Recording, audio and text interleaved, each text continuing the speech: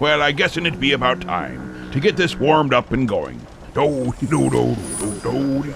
Oh, now, how be this get to working again? Press the button. Which no, button? No, not that one. Not this the one. left. That one. No, your other left. This other one. Oh, Which one are you talking about? I meant the right. No, What but are not you- that big red one. The- The this other way. red button. Not- Just not the big, happy, shiny one. You mean the one I just pushed? Yeah, for crying out Oh, loud. You don't righty. know what you're doing. I know perfectly well what I'm doing. Not that button. For crying out loud. You just sit here on your patootie. You play Well, with your buttons. I go make coffee. You do that, but don't slam the door. Well, I hope you manage to figure out how to adjust them there clocks, even though it's not as important as it used to be. But it's still an important task to be able to do. And all else fails, remember, you can always go into someone else's house and readjust their clocks for them. Remember, if you're going to be doing that, be nice and set the clocks back in the spring and forward in the fall. Don't be doing that for yourself, because then you play old trickery on yourself. Always do that for your friends and neighbors. They always love when someone comes in and resets all the clocks in their abode. And with that, without further ado, let's go to Grandpa Jones on Daylight Savings Time. Welcome back, me mateys. Welcome back. I hope you have yourself all ready, because we've got things about, let's see, National Pie Day. This is pretty much all it'll be about Daylight Savings Time, as nutty as that may be. For we're at the end of the daylight, and the savings should already be happening. And then we might even touch on the Ides of March. But who wants to have eyes in their March? And there's no I in March, it's just an A. Let's on to this word with Grandpa Jones.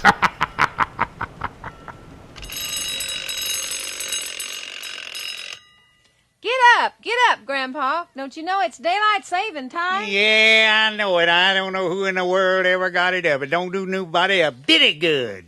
For years and years, folks got along with an old grandfather's clock, or just a common old sundial sitting out on a rock. Then the dollar watch, it had its day, and the wristwatch, it was fine. Then along came a man that ruined us all with daylight saving time. I'm a-hunting that man who first thought up daylight saving time. Until he moved the clocks around, everything was a-going fine. But I guess he's hid and won't come out. He knows he's out of line. I get up late, have to wait, can't keep it straight. Who did he hate? I mean the man that first thought up daylight saving time.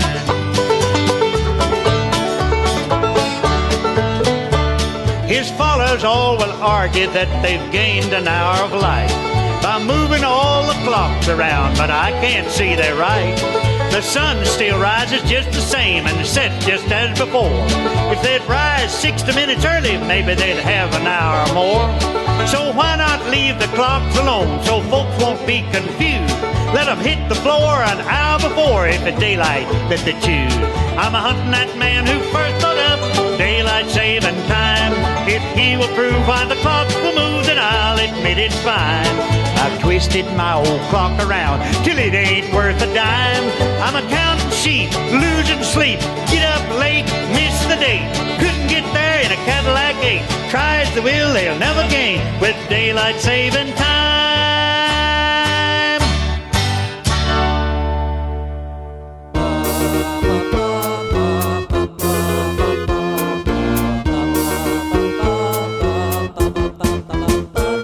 I'm swimming and frightened of contact with the squid thing. Same for the fish, it's crazy. One touch is death, not much room for mistakes. I doubt I'll leave this lake if I don't grow to supersize. My small self always dies just from touching the bad guy. I need a mushroom, I need a mushroom. I'm walking, I walk up to a turtle. It feels like a giant hurdle, but that's because I am extremely short. My plan is don't be short. There's one way that's accomplished. Still won't mean I can stomp fish, but it means less chance of doom. I need a mushroom, I need a mushroom. I need a mushroom, I need one so I can break stuff. I break bricks to get money, which gives me more life somehow. I need a mushroom, it's a drug but that's no problem. Skin will stretch but that's okay, I'll be better off that way.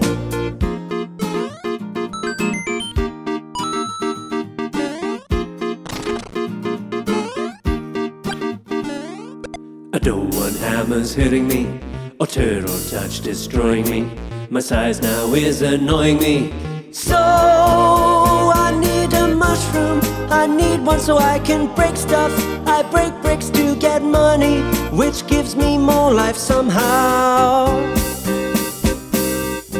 I need a mushroom, it's a drug but that's no problem. Skin will stretch but that's okay, I'll be better off that way. I'm guessing a bunch of you have a question. You wonder if my size obsession implies something that's less than flattering. But that's a silly thing, I told you why I need a mushroom. It protects body and soul, unless I fall in a hole. But if I'm not falling, I need a mushroom. I need a mushroom. I need a mushroom. I need a mushroom. I need a mushroom. I need a mushroom. I need a mushroom. There be Ethan Moyer, M-A-W-Y-E-R, like lawyer, but without the lawyering. Very fine feller with I need a mushroom. That was because of Mario Day we just passed. I thought I forgot to mention it last week. I just didn't feel like it. Oh, now we're gonna go to, we also should, we found a song that celebrates the new Batman film. Hi. Now let me see here. Let's see if I can read my own handwriting. Kem Cage with The Batman Connection. Why are there so many films about Batman? We get it, his parents died. He'll fight the Joker and probably the Riddler. Hey, is Catwoman on his side? Not sure. The story's been told, yet we still have to see it. I know Bruce Wayne's gonna grieve. His voice will be gritty, defend Gotham City. We live in a society.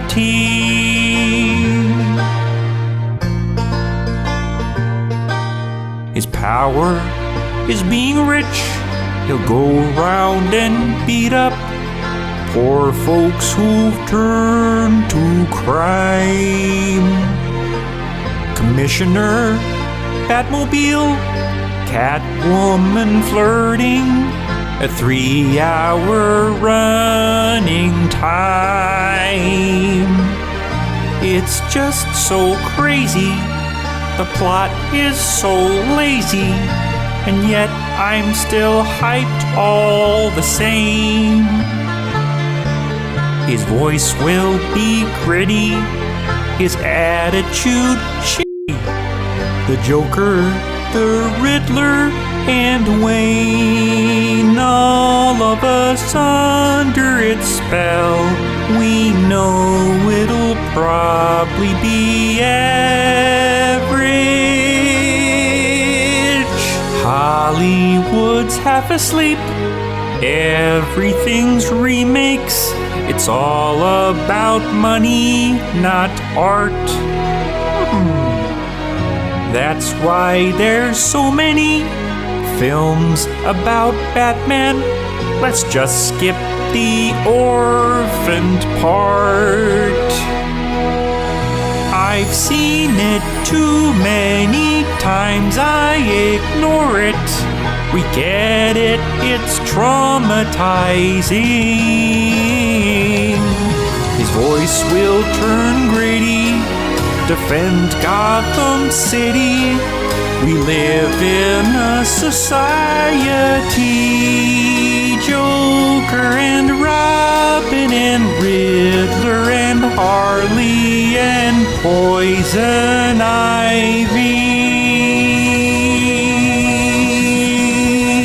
Come on, what happened to her?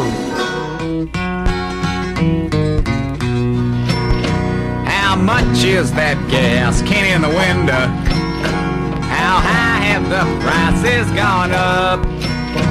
I'm going to be making quite a long trip, and I don't want my car to get stuck.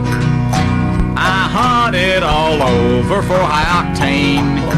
I drove all over this town, but after 1 hour of driving, not one open station was found.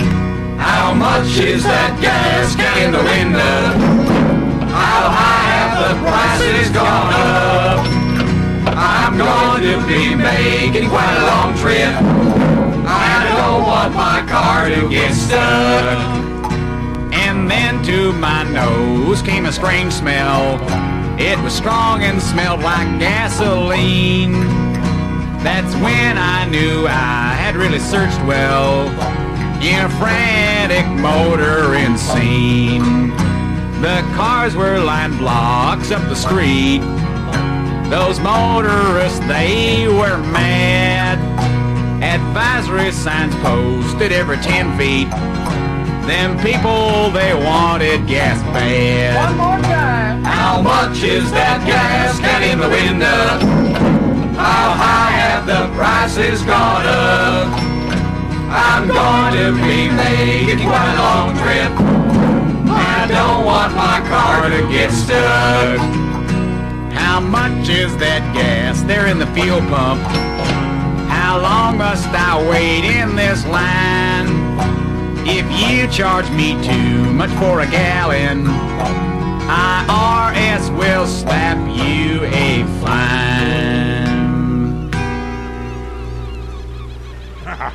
Another subject we be touching upon, just a tea with a bit, would be the energy problems. And in 1973, that hair song was created. It's High Octane and the Pumps with How Much Is That Gas Can in the Window? Aye, for those that can remember, it was more annoying than what the history books actually portrayed it as. We might touch on Dickie Goodman's energy crisis later on in the show. But right now, let's go to Missy Waller's Pie Song.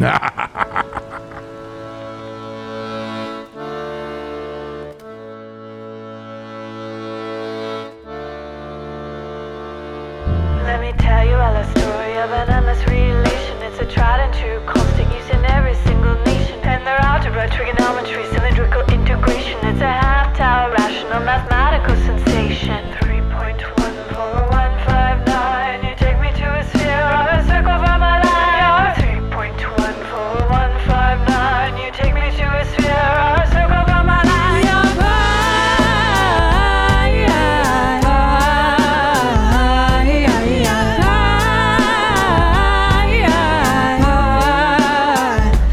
Make the world round.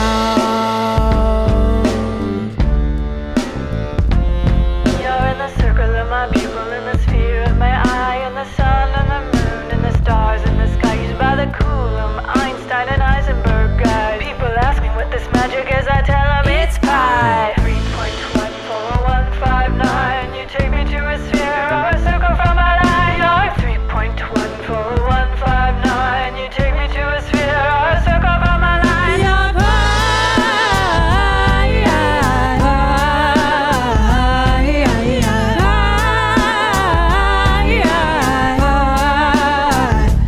Make the world round.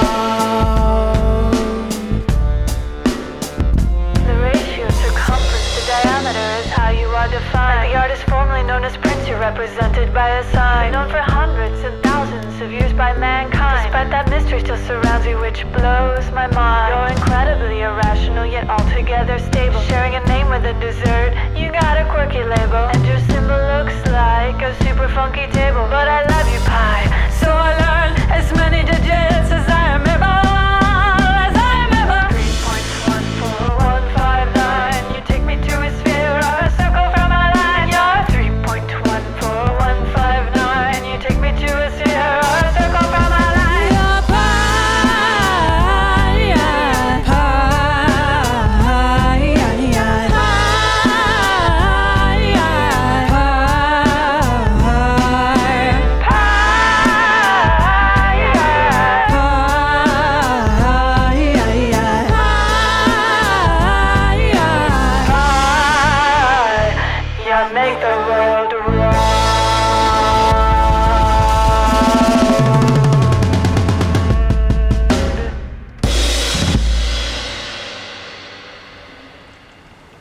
That there young lady, I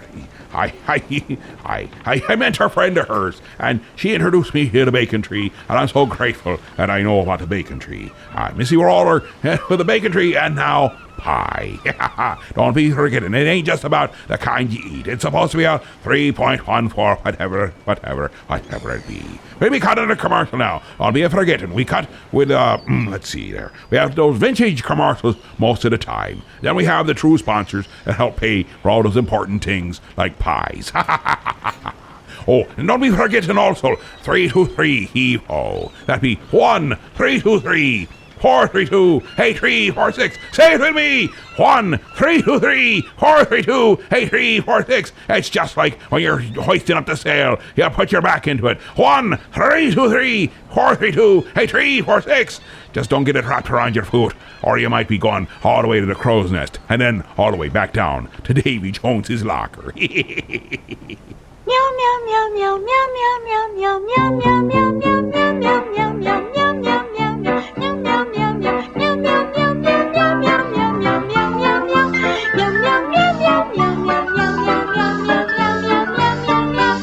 Meow Mix comes in 2 varieties, original and seafood middles. A medley of mackerel, tuna, and crunchy centers bursting with seafood flavor. Meow Mix tastes so good, cats ask for it by name. meow. Maybe you did, maybe you didn't. Maybe you went, maybe you couldn't.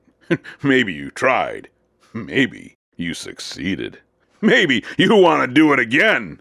Maybe this time you want to take a friend and cry out at the top of your lungs.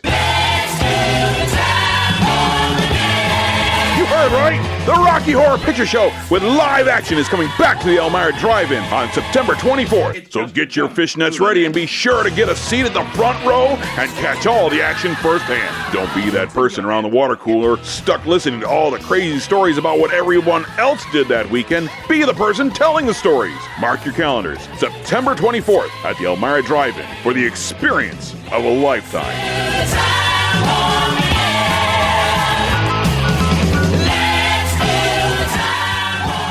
See you at the Rocky Horror Picture Show. Rated R. Under 17, not admitted without parent. Squatch Den. Hey, la chinga! Hey, man, look it over here! Oh, wow, man.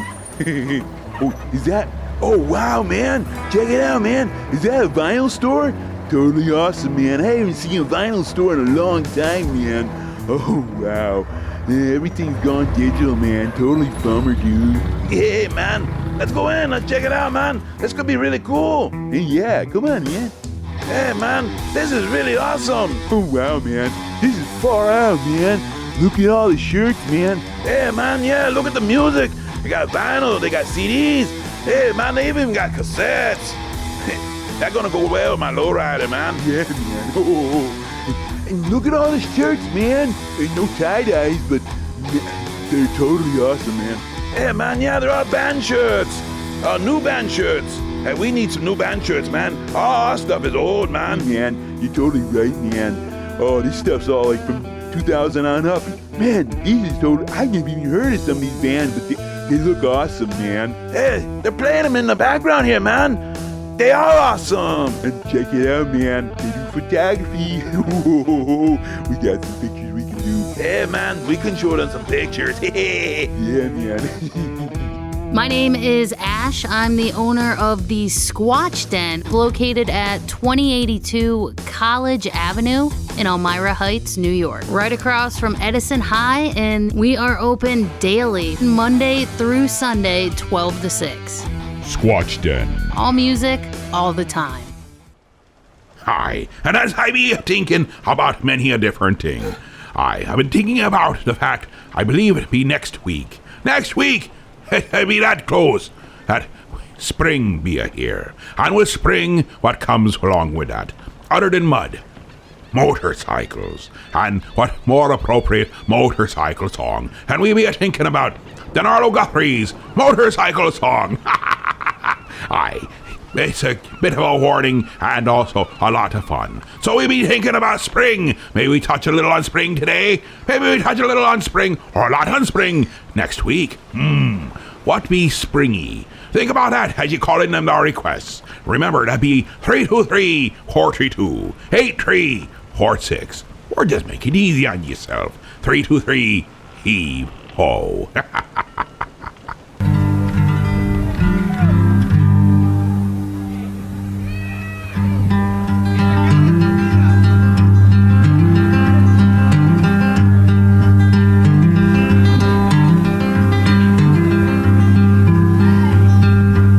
I don't want a pickle. Just want to ride my motorcycle. And I don't want a tickle. I'd rather ride my motorcycle. And I don't want to die. I just want to ride my motorcycle.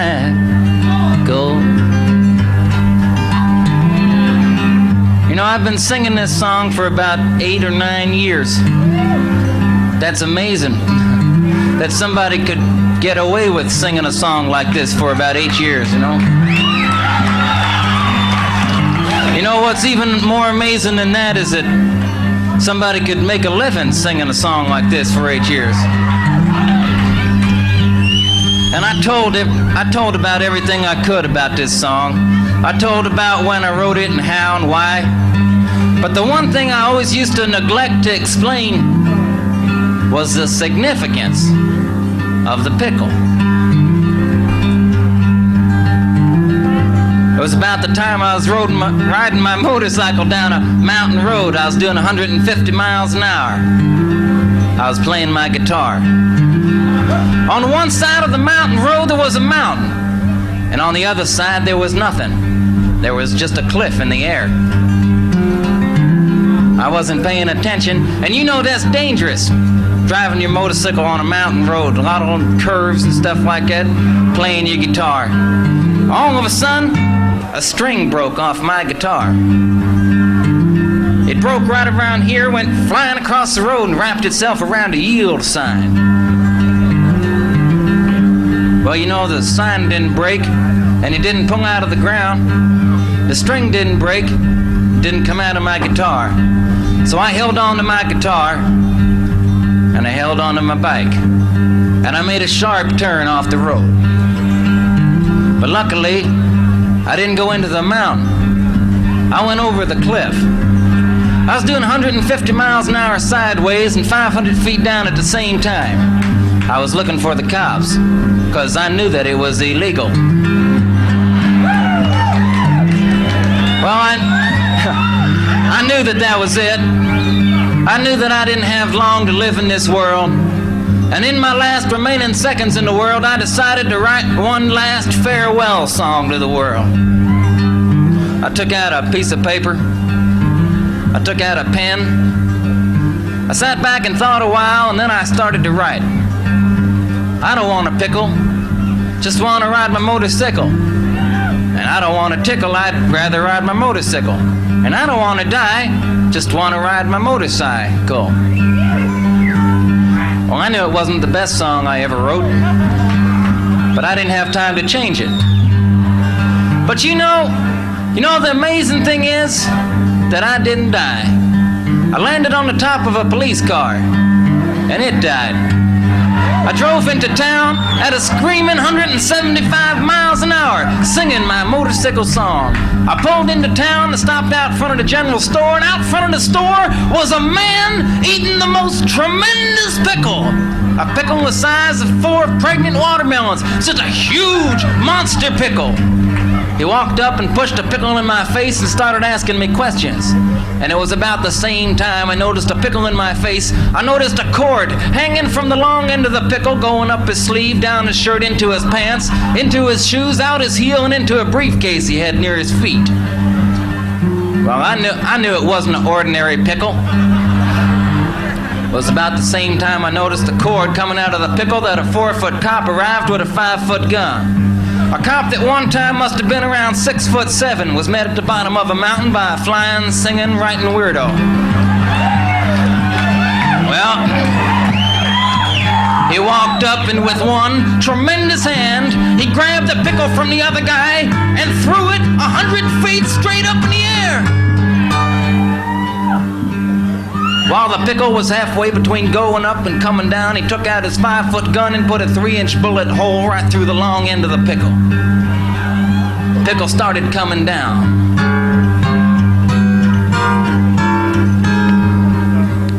He caught the pickle on his big toe. Balancing the pickle on his big toe, he took out a 10-foot ticket. He wrote it up, and then he rolled it up. Took the ticket and stuffed it in the bullet hole in the middle of the pickle, took the pickle with the ticket and shoved it down my throat. Well, it was at that very moment that the pickle with the ticket was going down my throat that I knew for sure that I didn't want a pickle. I don't want a pickle. Just want to ride my motorcycle. And I don't want a tickle. I'd rather ride my motorcycle. And I don't want to die. Just want to ride my motorcycle.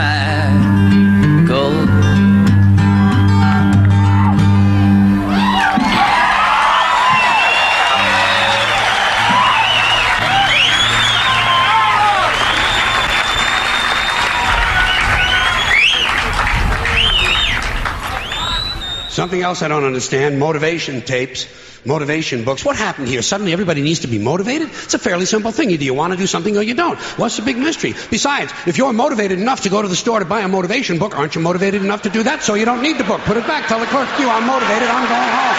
I'm going home.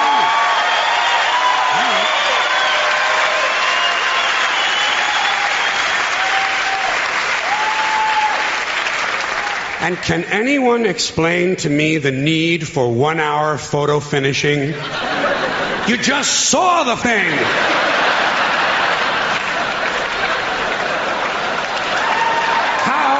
How can you possibly be nostalgic about a concept like a little while ago? Another complaint, too many vehicles. There are some families in this country own entirely too many vehicles. You see them on the highway in an RV. But that's not enough for them. RV's not enough.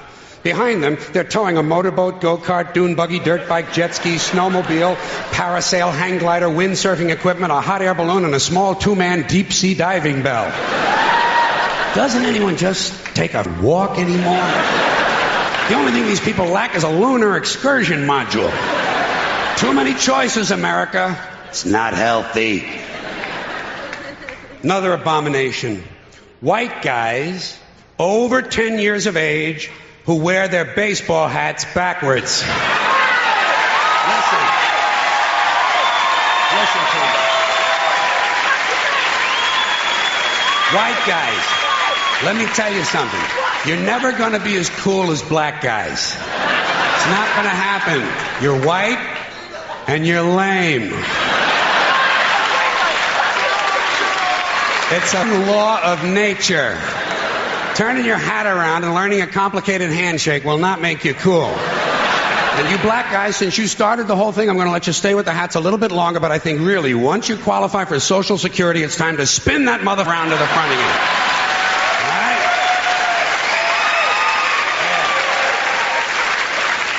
right? Another tip for the men. The earrings, the thing with the earrings, it's over. Been over for a long time. Doesn't mean anything anymore. It was supposed to piss off the squares. The squares are wearing them now. Doesn't mean anything. It's just jewelry. Unless you have an earring with a live baby hanging from it. It's just jewelry. And I want you to know I'm in favor of self-mutilation and personal disfigurement. I've always said there's nothing like puncturing and perforating your skin in a dozen or so places in order to demonstrate your high self-esteem. When I see a young man decorating his scalp with a soldering iron, I say, there's a happy guy. Thinks highly of himself.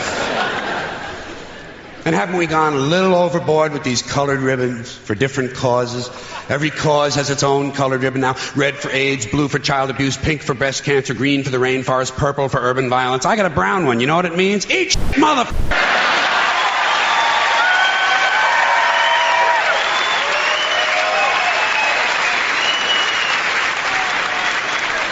And what can we do to silence these Christian athletes who thank Jesus whenever they win, never mention his name when they lose? Not a word. You never hear him say, Jesus made me drop the ball. The good Lord tripped me up behind the line of scrimmage. According to these guys, Jesus is undefeated. Meanwhile, these guys, they're in last place. Must be another one of those miracles. And speaking of delusional people, what about a guy who hears a voice in his head tells him to kill his entire family, so he does it? Is this the only thing a voice in the head ever tells these people to do, is to kill others? Doesn't a voice ever tell a guy, go take a on the salad bar at Wendy's?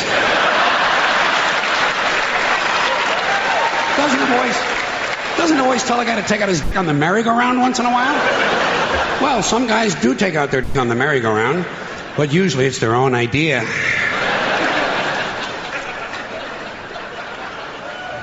Something else I can do without: aftershave and cologne. And this disgusting that men put on their bodies. Just what I need in the elevator. Some guy standing next to me smells like a pine tree. I say, go home and wash, you smelly... You smell like the urinal in a Portuguese cat house. God, guys are stupid. Guys are really dumb. They think they're going to get laid with this stuff, you know. Oh, yeah, they put it on at home. Oh, boy, I'll get laid tonight. You don't get laid with green that comes out of a bottle, okay? And the only smell that's going to help you get laid might be your own natural scent. You have pheromones. It's a secondary sex characteristic. People in America, nervous about sex. They want to cover that up and disguise it. Guys in Europe, they know how to live. Guy gets in the elevator over there, he smells like a pile of dog. Those people are sophisticated.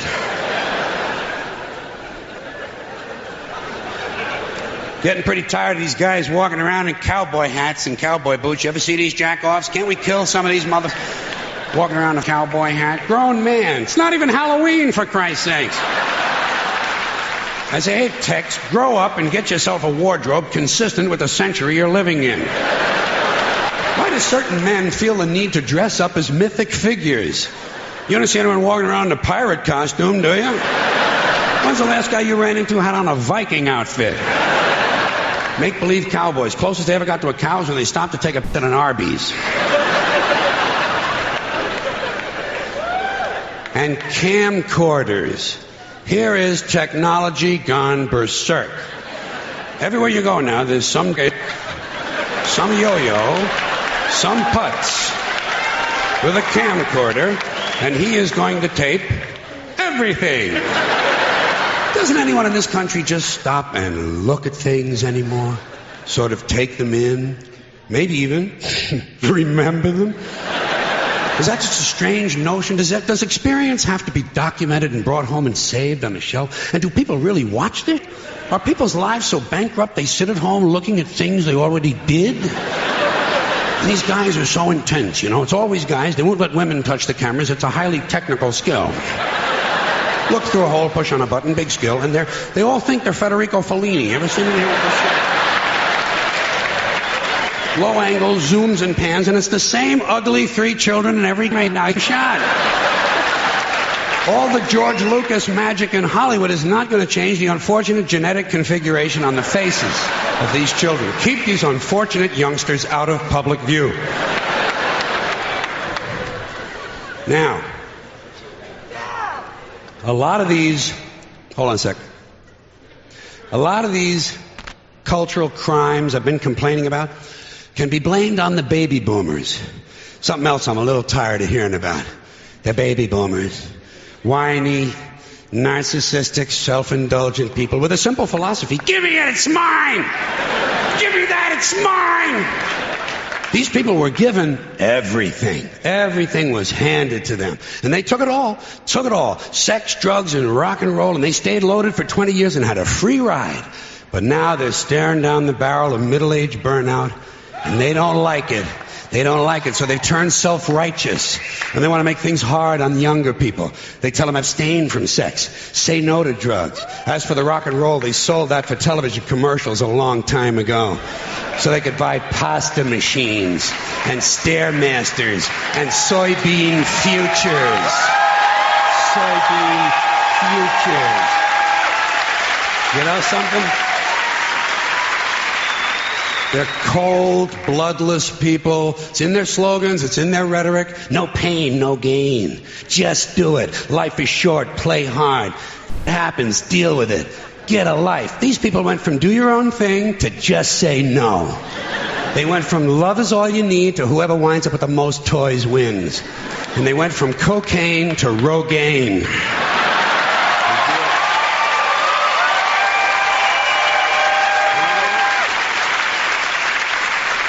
And you know something? They're still counting grams, only now it's fat grams. And the worst of it is the rest of us have to watch these commercials on TV for Levi's loose-fitting jeans and fat-ass Docker pants. Because these degenerate yuppie boomer suckers couldn't keep their hands off the croissants and the Haagen-Dazs. And their big fat asses have spread all over and they have to wear fat Docker pants. These boomers, these yuppies, and everybody now that I think of it.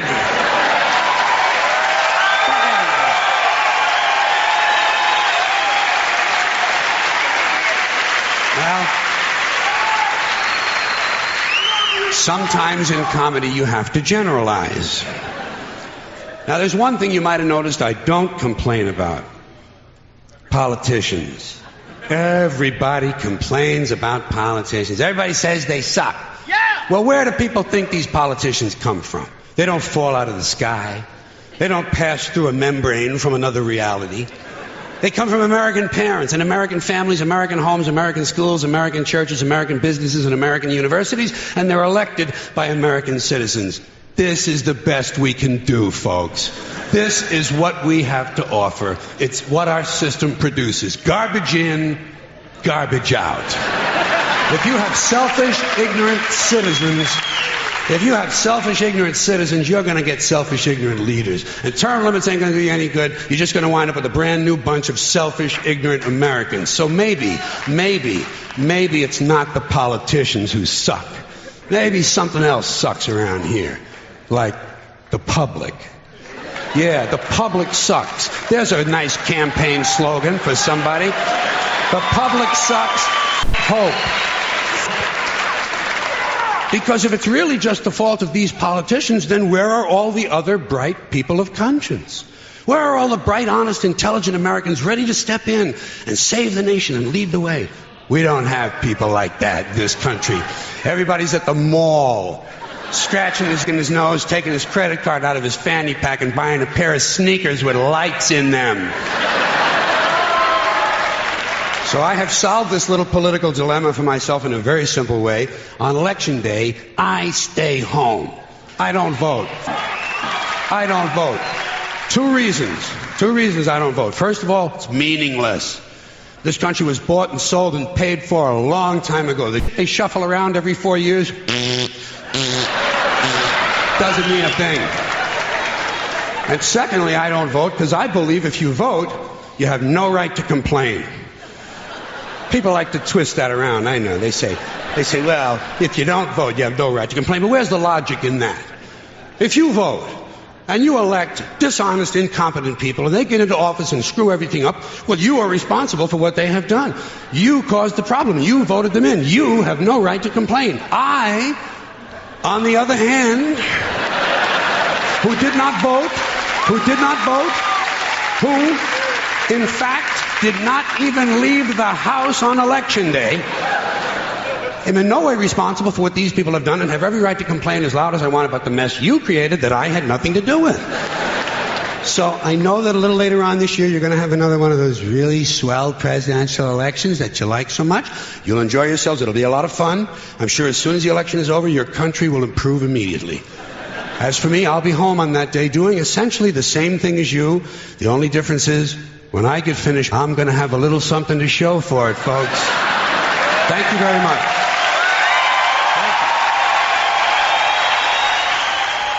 Herbie, Oh, George Carlin on some cultural issues. Remember, when he's talking about people at that time, happy 20-some-odd, or maybe longer, years ago, things have gotten better, or had they gotten worse? It depends all on perspective. Don't be forgetting to call in 323-HEAVE-HO. We've got the witching hour coming up, and we must be daft for that. And for that, we must go through the final 40, where we turn over the final 40 minutes of the show to ye, and ye will see where we see the... Well, I had something. I know I had something for that hour. Right. Well, let's go to commercial. We'll come back and see if I figured out what it was that I had figured out that I knew that I had, but you know that I lost. But commercial time. It's me commercial time. Butter. Butter. Parquet margarine. Butter. Oh, Parquet, now you know you're margarine. Parquet margarine. Butter. No. Parquet. Butter. Parquet. Butter. I am not telling you again. I'm just tasting you. Light, creamy, delicate, butter. Parquet. Parquet margarine from Kraft. The flavor says butter. When last we left our courageous duo, they were off on a shopping foray, seeking out injustice. Oh, goody, Sidekick! You're here! Right where I left you! The latest Beetle Bailey came in for me, and great Scott! What den of dastardly villainy has just popped up and now lays just beneath our very noses? What? Where? Right there! That duplicitous den of demagoguery, and it must be writhing with evil. For to hide that very reality, the villains made it bright pink, with really cute cupcakes painted on it too! Do you mean B's Sweets? The sweetest place in town? They've been there for months. I go there all the time while I wait for you, because you won't let me in the Heroes. We'll need to figure out how to sneak in there and discover what depths their nefarious plans have coalesced to. We may need disguises. We don't need to break in. We can just walk right in through the front door. They're open Tuesday through Friday, 7:30 a.m. to 3 p.m., and Saturdays, 8 a.m. to 4 p.m. They're not evil, not at all. Make any kind of artistic cake you can think of, and they taste great. Make all kinds of incredible pastries, too. And the macarons are always changing and beautiful as well as delicious. You can even find the flavors of the day by going to their Facebook page at B's Sweets. B's Sweets, huh? A strange name for a villainous hideout? Come, Sidekick, let us go forth and further investigate this domicile of pinkness. Tune in next time as our cake adventurers find themselves trapped with nowhere to run and are forced to decide between delicious macarons or delectable cupcakes, or face the wrath of the bakery delights from which no man can resist. B's Sweets. It's the pink building located at 121 West 14th Street in Elmira Heights, directly across from Heroes Comics. They're not evil, not at all.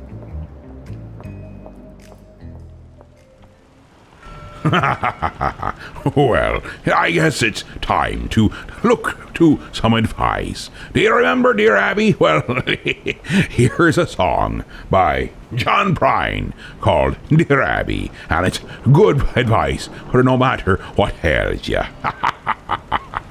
It's for Dear Abby.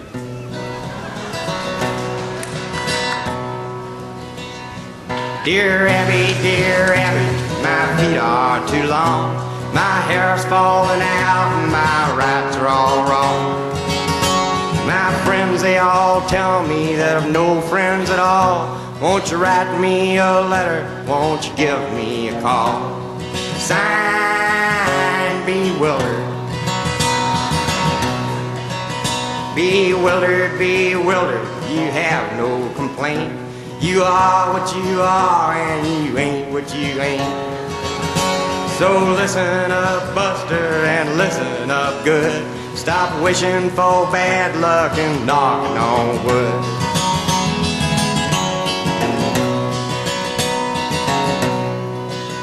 Dear Abby, my fountain pen leaks.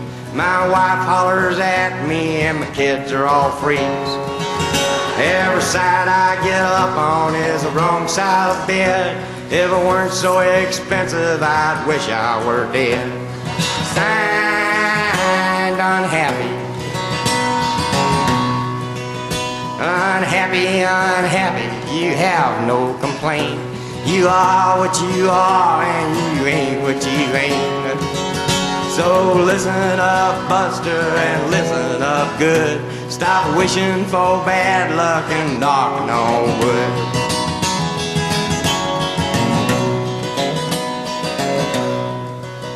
Dear Abby, dear Abby, dear Abby, dear Abby. Dear Abby, you won't believe this, but my stomach makes noises whenever I kiss. My girlfriend tells me it's all in my head, but my stomach tells me to write you instead. Sign, noisemaker. Noisemaker, noisemaker, you have no complaint. You are what you are and you ain't what you ain't. So listen up, Buster, and listen up good. Stop wishing for bad luck and knocking on wood.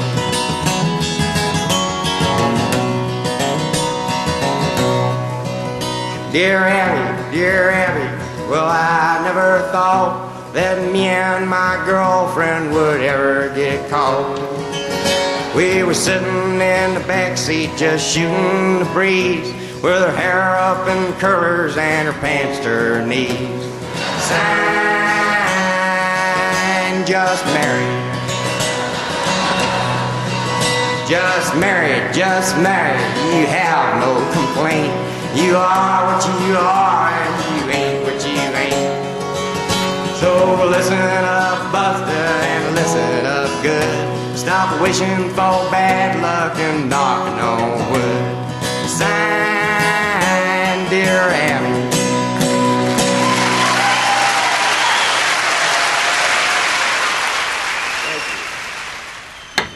Daddy Captain! Molly, me dear! Mama Babushka is teaching me how to make blackbird pie. Whatever for? Well, tomorrow's National Pie Day, and Mama Babushka wants to make a very special pie for her very special friend, Trudy Beekman. Well, the pie's awaiting. Bye! Bye, my dear. Aye. What a nice thing for a babushka to do. I don't be a trusting it. We'll see. It's time once again to Ask Dr. Science. So let's ask Dr. Science. That's me. Remember, he knows more than you do. That's right. Darby Turner from Seattle, Washington writes, Dear Dr. Science, what would happen if a zebra got in the checkout line at the supermarket? Would it register on the computer? This is a more common problem than you realize, Darby. Unscrupulous grocers hire teenagers at less than minimum wage to slip zebras into the unwitting shopper's cart. Our careless shopper then places the zebra on the conveyor belt next to the gallon of milk. And before you know it, she finds herself paying $500 more than she expected. Not only that, but she has a wild-hooved beast on her hands that'll barely fit into the trunk of her car. So far, the courts have upheld the grocer's insistence that livestock cannot be returned once purchased. So it's caveat emptor as far as the zebras are concerned. The next time you hear a whinny in the produce section of the local supermarket, do us all a favor and call the Better Business Bureau. Thank you, Dr. Science. Send your science questions to Ask Dr. Science. Remember, he's not a real doctor. I have a master's degree in science.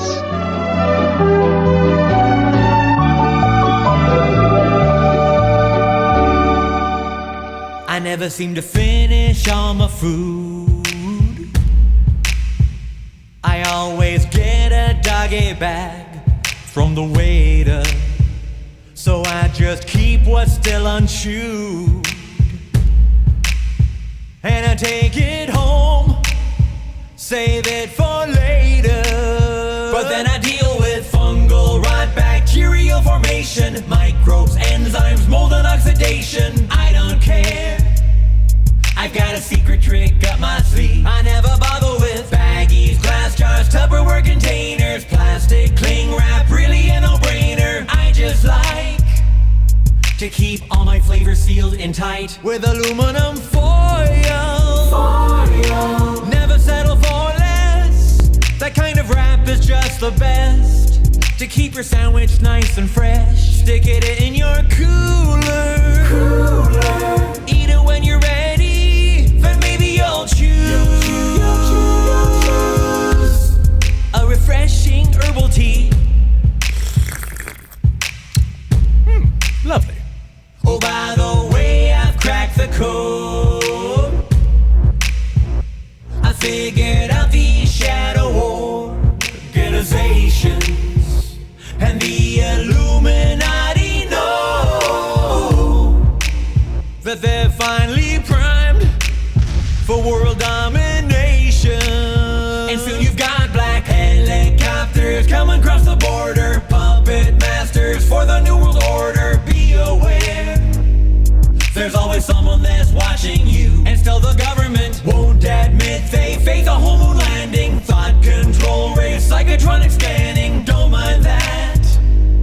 I'm protected cause I made this hat from aluminum foil,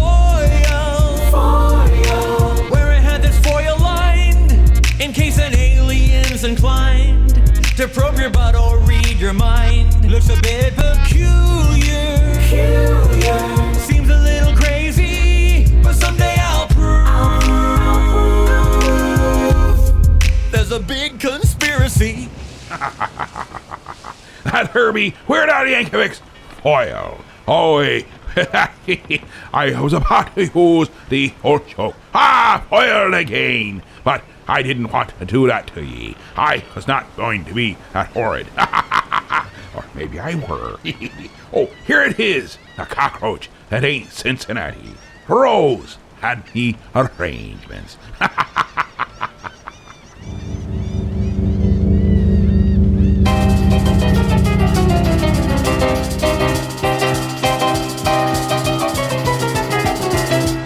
Don't touch that dial.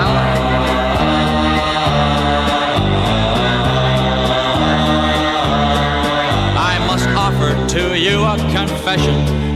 I like movies that give me a fright. If the subject is horror, I've got to see more, or I won't be contented all night. You may call it my ghoulish obsession. It's a subject on which I get chatty. But the worst one, it seems, haunting all of my dreams, was the cockroach that ate Cincinnati.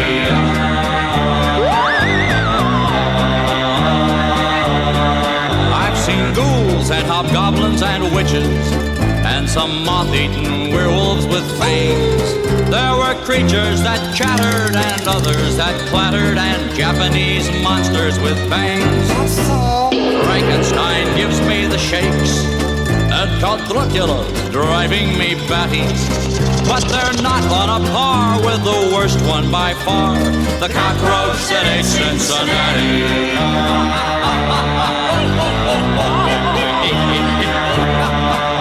Oh, he must have needed a seltzer. It's amazing how much he got down. For lunch he just chew up a suburb or two, and for dinner he ate the whole town. Willard just sent me out laughing.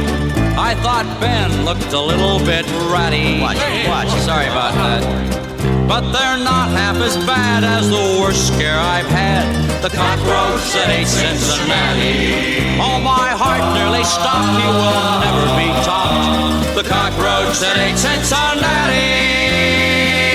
Olé! Olay? That's dumb.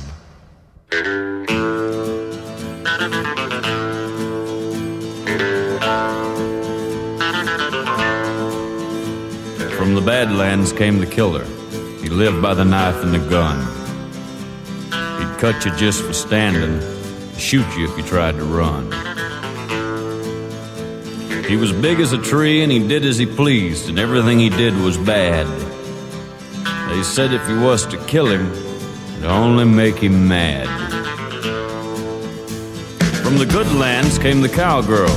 Patty was her name.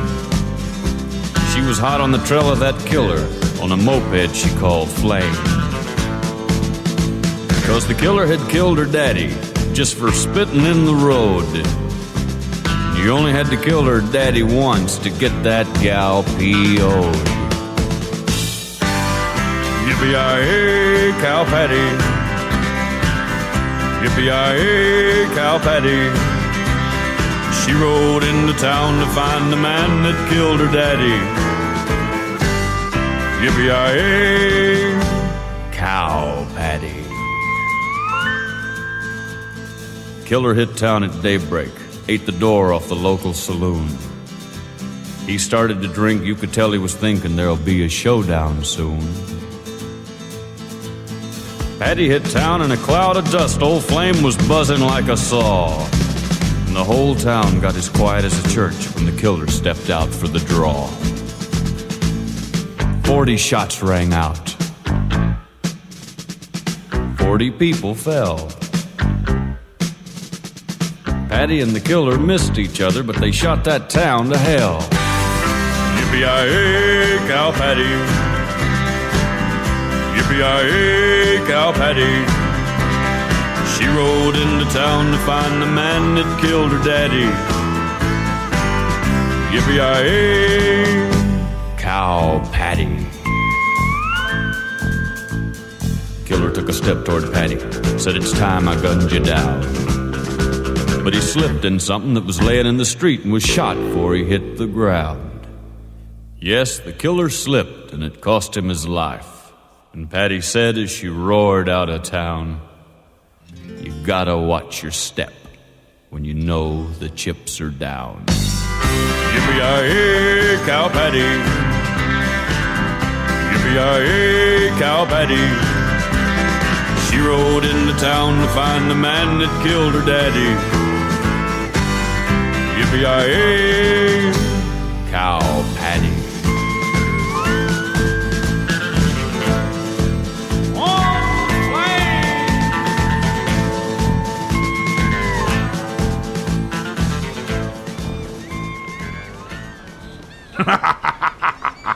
There be cow patty. Jim Stafford bringing us a wonderful little tune. Aye, every time you now see someone by the name of Patty, just say, "How you doing there, cow?" and see how he reacts. Oh, St. Patty's Day coming up. Here, there you go. Call them cow patties. Aye, you're going to be loving it. They always appreciate that. The Irish are they find that absolutely hilarious. Just give it a try. Tell them the captain sent you and say, "Hey, cow patty." Hi, my name is Alfred Sneasley, and when I go to Heroes Comic Shop on 14th Street in Elmira Heights, New York, I'm always greeted with a big smile from Jared. Hey, Alfred. Hey, how are you today? And his selection of comics and graphic novels, it's just amazing. I mean, it's what I always dreamed I could be. And he always treats me like the hero I am inside. I don't just read about the heroes, I become the hero! At Heroes Comic Shop, I become the hero Mom always wanted me to be! So Heroes Comic Shop is located at 130 West 14th Street in Elmira Heights, New York. We're open Wednesday through Saturday. You can check us out at momthroughout.com. Now up and away! You're listening to 1410 WELM Elmira and 106.5 FM The Pirate. Welcome back to me second hour, me show, me boy. And boy, oh boy, have we got some splendiferous bits and baubles right in store for ye. For example, the Final 40. It'd be extremicated right from the request sent to us via the mail of... That's email, you dolt. That's what me be saying. They can also call us at 323-HEAVE-HO. I'd like to heave-ho you. But was that my little pumpernickel? Nothing, my dear. You old sea hag. Well, here, let me help you get this show going again. Avast, you old bat. Heave-ho! Heave-ho! Heave-ho! Johnny!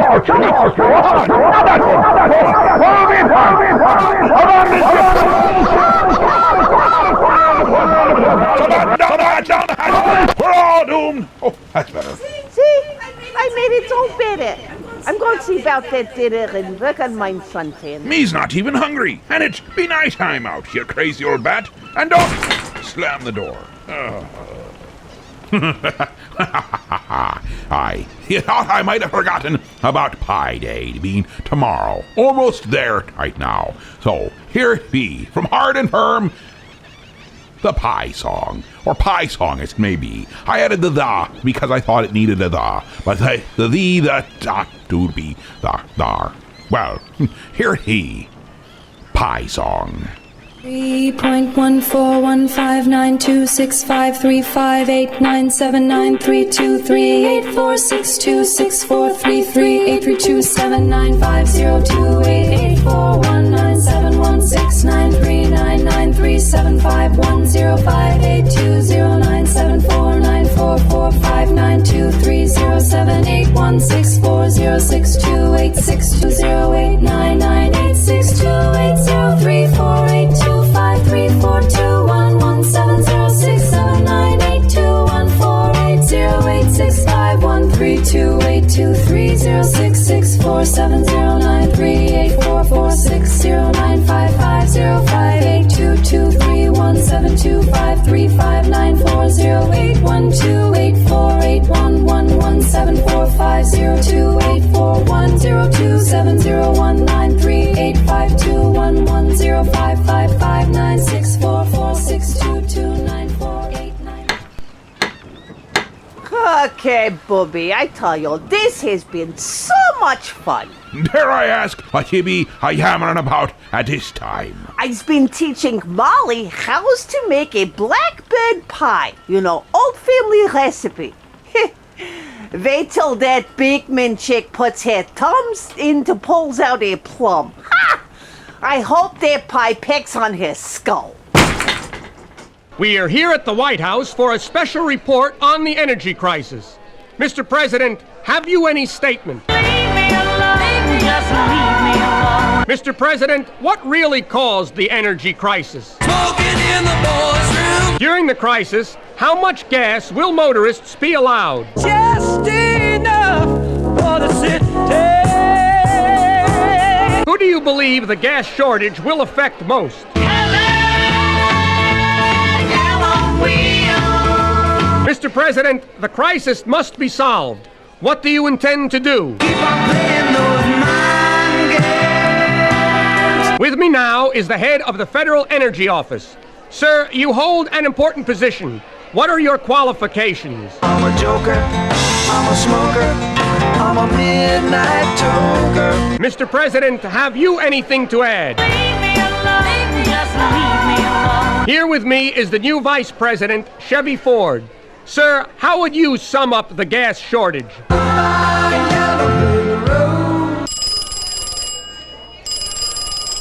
We have a long-distance call from Saudi Arabia.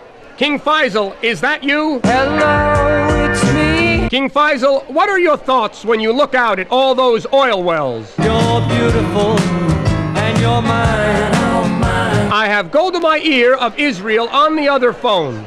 What should I tell her? Won't you tell her that I love her? Mr. President, have you any added comment? Leave me alone, just leave me alone. Mr. President, the American people are waiting. Have you a statement? I'm on top of the world, looking down on creation. We'd like to continue this record on the energy crisis, but we have just run out of energy. There be Dickie Goodman. 1974 with the energy crisis. Aye, at least they had it all figured out and solved back then, so we wouldn't have to deal with it today. Oh, now, let's go with a little bit of humor. We had an earlier Pi song, and I know that helped you learn how to sing to Pi. Now, this might have just a wee couple of numbers more. College Humor's irrationally long number Pi song. Aye, it's a nice little ditty. You'll be able to hum right along with it while we wash the dishes.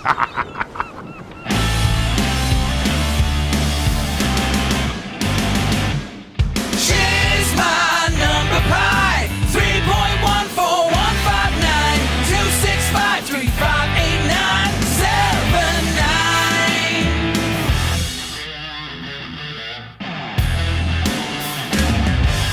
3238462 6433 832 795 0288 419. Yeah!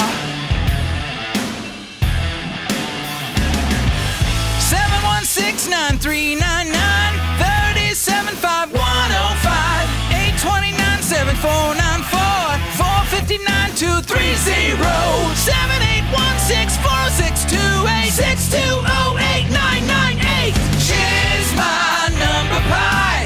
Take your circumference and divide it by your diameter, then you will find sweet number pi.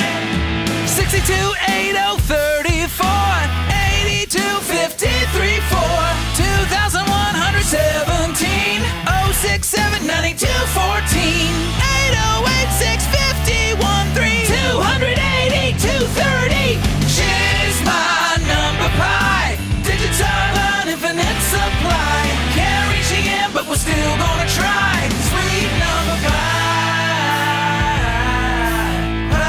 Number pi. Digits. All night long. Digits. 66 470 938 4460 955 0582 231 72. She's my number pi. 53 59. How many more numbers can we divine? Sweet number pi. She's my number pi. I can't believe that we counted this high. Ask a favorite number and we'll reply. Sweet number pi. Sweet number pi. Digits!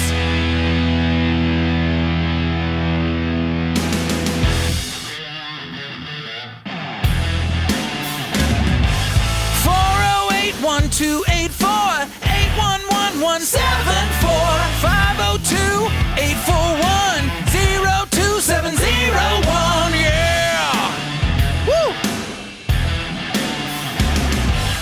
93 85 211 0555 96 44 62 294 895 493 381 9644. She's my number pi. 288 109 75 6659. Sweet number pi. 33446 12 8 47 5648 233 7867 8316 527 12 19 09 145 6485 669. She's my number pi. If you're still watching, we don't know why. One more digits, then we'll comply. Sweet number pi. 2346034 8610454 3266 482 13393 6072. Woo! Okay. 602-4914 1273724 58700 660 631 250 8817488 152209 628. Okay, cut. All right, that's a wrap. Good job with the...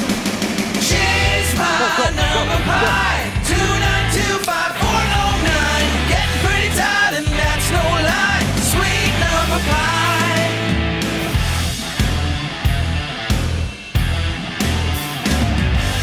One and a 7 and then 15. 236s with a 4 in between. 78925903 6001133.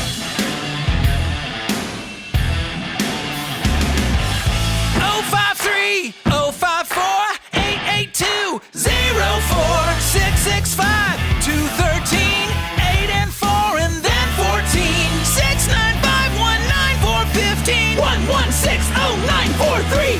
She's my number pi. Continue the count with 305 727 0365 7595 919 530 921 8611 7381 932 6117 931 0511.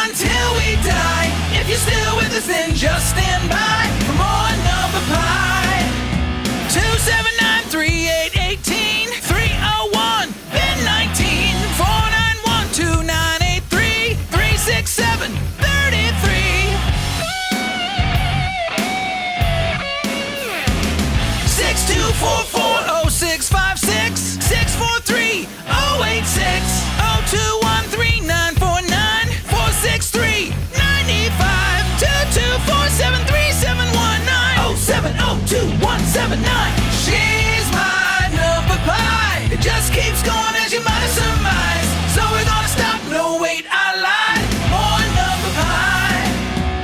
860-943, 702-77053, 921-7176, 293-176.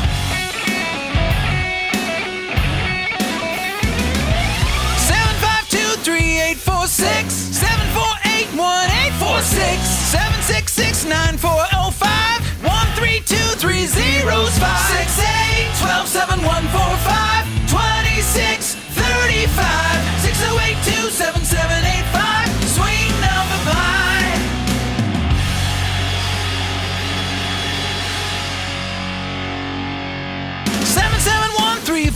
Seven 5 followed by 77, 896-091, 736-371.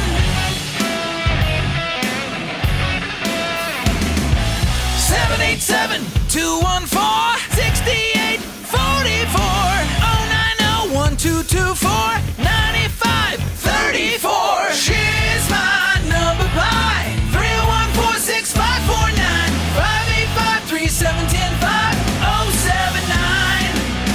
227-9689, 2589-235, 420-1995, 611-2129.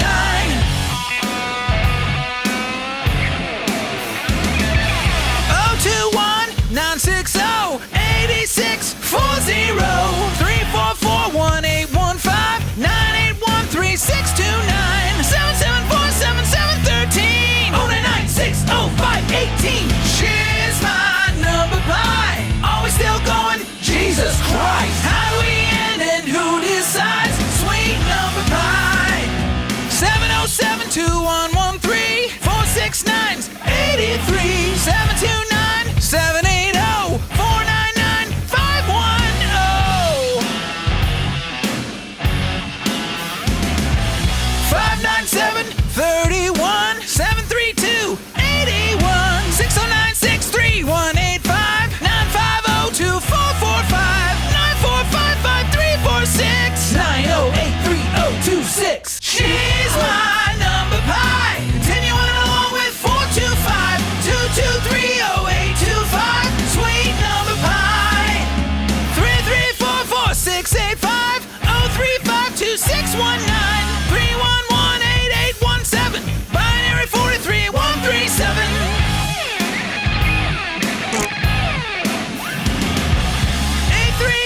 838-75-288-65, 875-3320, 838-1420. She's my number pie. Please make it stop, let me off this ride. How long do you need us to recite? Sweet number pie. 617-177, 669-147, 303-5982, 534-9042. Are we done? No. 87 5546 87 311 59562 863 882. She's my number pie. 3537875 9375195. Sweet number pie. 7781857 7805321 122 680 661 320.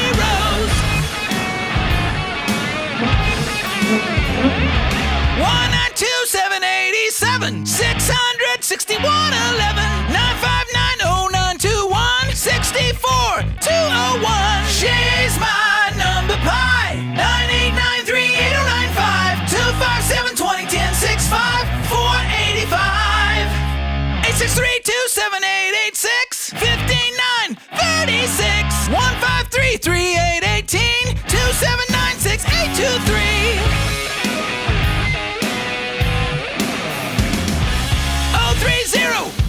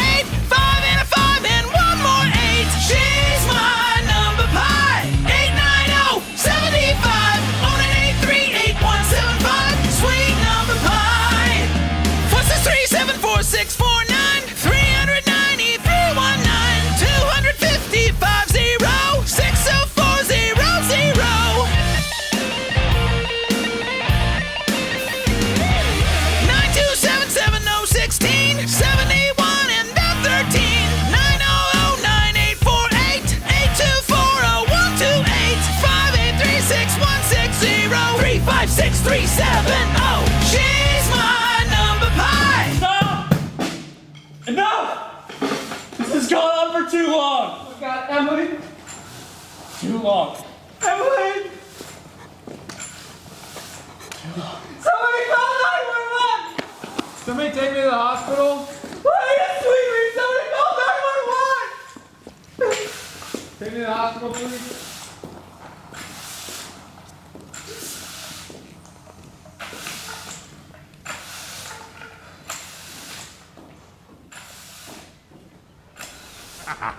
Or that just a nice short little ditty that you can help you remember the numbers of pi. You'll be loving it while you be baking pies. Just like Molly and Babushka. We'll be cutting a commercial. When we return, it shall be the final party.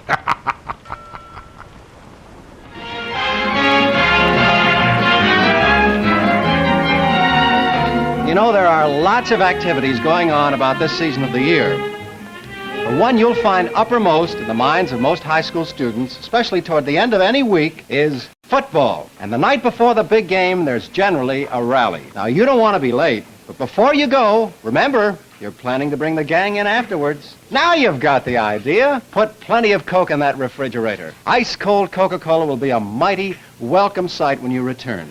You know, it's a good idea to keep plenty of Coke on ice all the time. Coca-Cola has a distinctive flavor, all its own. A flavor that has never been equaled. Coca-Cola is popular with everyone, which makes it ideal when you're expecting guests. Now, that's true whether it's a casual gathering like this one or a planned party. The bright, bracing flavor of Coke is always welcome. It's a flavor that has made Coca-Cola the most asked-for soft drink in the world. Have a Coke.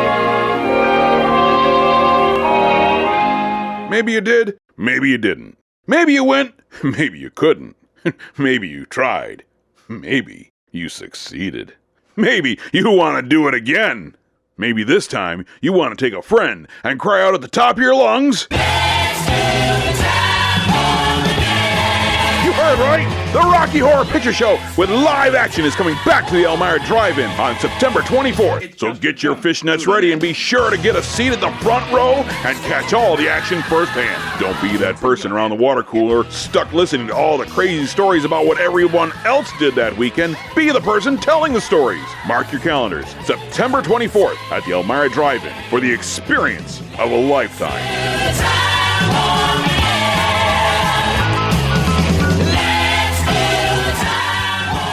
See you at the Rocky Horror Picture Show. Rated R. Under 17. Not admitted without parent. Let's be a stopping into BC's restaurant and see what Mike be a cooking up. But I brought us some raw squid and salami sandwiches so we could his picnic. Oh, that's nice. But I wanted to treat you to a nice meal. I'll save these for later. Aye. Let's be fetching in. Oh, this is nice. Aye, that'd be. And it looks like an old-fashioned diner at that. And looks at this menu. It looks so good. They got the wings, the subs and salads. I think I get a BC big plate. Let's see. It comes with the cheeseburger, the hot dog, the fries, the cheese sauce, the meat sauce, and the coleslaw. Better mix that too. What are you having, my little pumpernickel? I think I'll be having a double dog special. Oh, goody. It'd be a-coming with chips and a drink, too. Ha ha ha. BC's Restaurant, 238 Oakwood Avenue, Elmira Heights. They have indoor, outdoor, and takeout available. 607-735-2166. And they're open from 11 a.m. to 7 p.m., Monday through Friday.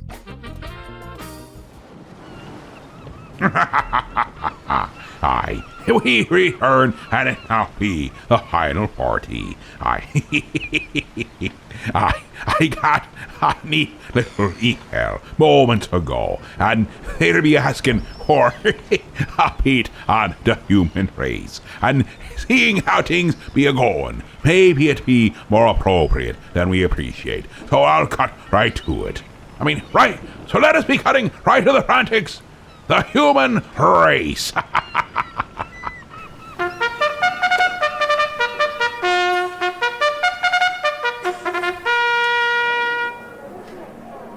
This is Kathy Forrest coming to you live from a big pile of primeval ooze for the running of the classic Human Race. It's the top of the Precambrian era, and speculation is flying fast and furious over who will evolve first and become the human race. Let's join Chuck Darwin as he calls the action.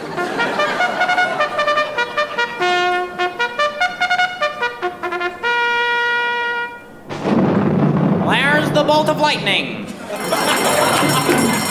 Flare off. Single cells and bacteria taking an early lead, followed by amoebas, protozoa, and zygotes forming a gamete. They're bunching up on the straightaway into multicelled organisms. It's plants and animals as they hit the bend and start dividing into various phylum. Every class and order is mutating and jockeying for the best positions. Into turn one, Arthropoda is showing surprisingly solid form, and even the long-shot Chordata is displaying real backbone. On the straightaway, fish pull ahead with elongated fins. Crustaceans hard at it, emerging from the primeval soup onto dry track. It's early landforms in the lead, with fish and worms. They're neck and neck. Now their arms and neck. Now their arms, legs, and neck. Dinosaurs, the odds-on favorite, are really taking over. Plants are out of the running and mammals are scurrying for cover. But wait a minute, what's this? A meteor collision in turn 2 has pulled the dinosaurs from the race. Now it's all up to the mammals, carnivores, herbivores, aquatic and land. The opposing thumb is really showing its stuff. The crowd is on their feet, and so is Homo erectus. He's ahead by a skull, but here comes Homo sapiens, Homo erectus, Homo sapiens, Homo erectus, Homo sapiens take the lead, and Ronald Reagan drops the bomb, and that's the end of the human race.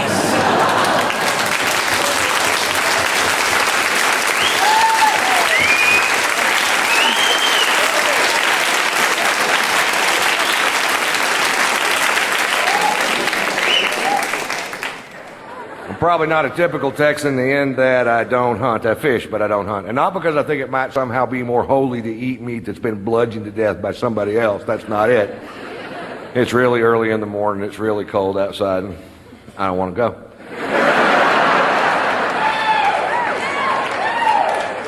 My cousin Ray, on the other hand, thinks killing a deer with a deer rifle is magic in the forest, and I'd like to do for you now my impression of my cousin Ray after the big kill. Hell, it was 4 in the morning, 22 degrees outside. Of course, you weren't there. Pussy. I'm in a camouflage deer blind with grease paint on my face. I've got deer urine on my boots. I'm not sure why. I made that part up. I got a 30-06 with a 12-power scope and a bullet that'll travel 2,200 feet per second. When that deer looked up to lick the salt sucker I'd hung from the danged old tree, caught him right above the eye. Yeah, well, I hit one with a van.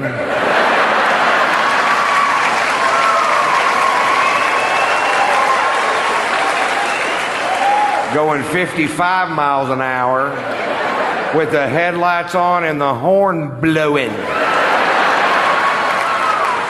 Woo, that's an elusive little creature. If you ever miss one, it's because the bullet's moving too fast. Slow that bullet down to 55 miles an hour, put some headlights and a little horn on it. The deer will actually jump in front of the bullet.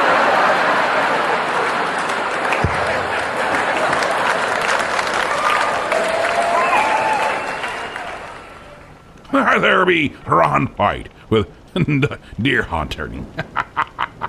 Now, let's go right to the phone lines and see what we shall see. Remember, it is all up to ye whether we head to the Sweetwater or down to the bottom of Davy Jones's footlocker. Oh, yes, I would like to hear a song about the crepitation. A crepitation contest. The best crepitation contest. The battle at Thunderblow. Really? Oh.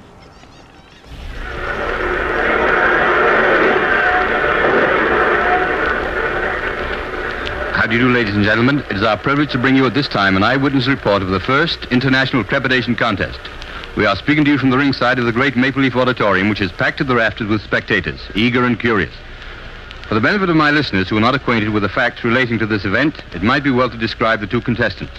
Lord Windesmere from Wapping Foghole in Devonshire is, of course, the champion of the British Empire. The challenger is Paul Boomer, native son of Australia, who, I understand, worked his way to Canada in the crew of an ocean freighter carrying a load of Melbourne cabbage, upon which, so it is stated, Boomer trains exclusively. I see now there's a bit of a flurry around Lord Windesmere's entrance. And yes, here he comes, Lord Windesmere. I'll see if I can get him to come to the microphone and say a few words. Joe, will you see if we can get his lordship to come over here for a minute? Tell him it's for the radio. Okay, I'll get him for you. Thanks. Well, Lord Windesmere appears to be in good spirits. He's smiling and chatting.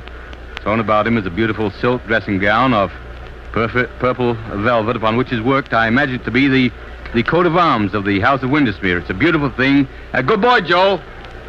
In just a minute, ladies and gentlemen, I think we're going to have his lordship himself come to the microphone and say a few words. Right over here, please. Right over here. Yeah, right here. Yes, folks, here he is, right at the microphone, the champion himself, Lord Windesmere. Your Highness, how did you come to take an interest in this unusual art? Well, I suppose you could say it all started over Lady Windesmere's fan. I see. Yes, I noticed she was constantly waving this fan in front of her face, so I asked her why the deuce she did it. So she retorted that if I insisted on constantly crepitating, she had to fan away in pure self-defense, you see. So, my friends were drawn into the controversy and persuaded me to capitalize on my proficiency and sort of going for it and all that. That's all. Thank you very much, Your Majesty. Thank you, and good luck to you. That was Lord Windesmere, a champion crepitator of the British... Oh, and here's the challenger. Here's Paul Boomer from Australia. Paul, over here, please. Please, ask Mr. Boomer to come over here, please. The radio. We want to speak on the radio. Just a moment, ladies and gentlemen. I think we'll have Paul Boomer for you right away. Yes, here he comes. His attendant has just pointed us out. And how did Paul? How? He just waves his hand in greeting and starts walking over to the microphone. And here, ladies and gentlemen, is Mr. Paul Boomer.